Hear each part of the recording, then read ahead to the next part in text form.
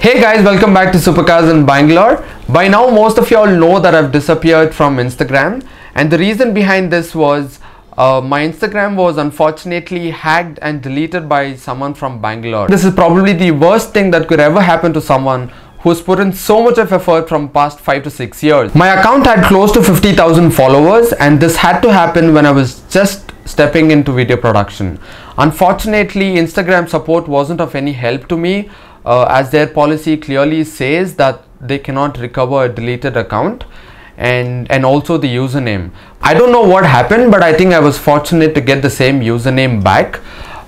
Now what has happened cannot be changed, which is why I've created a new account, and I request you guys to spread this message and help me grow my account. And I promise we're gonna come back with a lot more interesting content for you guys to drool on. Until then, keep following, keep sharing. I'll see you guys in the next video.